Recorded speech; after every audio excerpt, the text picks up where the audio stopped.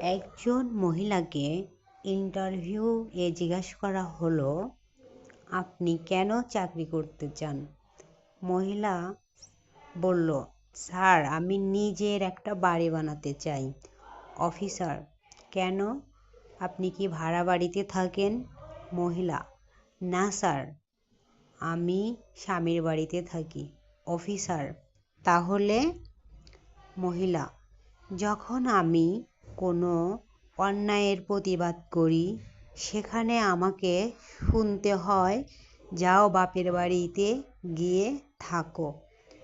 আর বাপের বাড়িতে গিয়ে কিছু বলতে গেলে বলে, এখন ওটাই তোমার বাড়ি, তোমাকে ওখানেই থাকতে হবে, একটু মানিয়ে নাও। তাই আমি ঠিক বুঝে উঠতে পারি না যে কোনটা আমার বাড়ি। এই জন্য প্রতিটা মেয়েরই একটা বাড়ি থাকা দরকার। মেয়েরা কোথায় নিরাপদ? মেয়েরা কোথায়ও নিরাপদ নয়। একটা মেয়ে সবসময় অবহেলিত, সবসময় অবহেলিত হয়েই থাকে।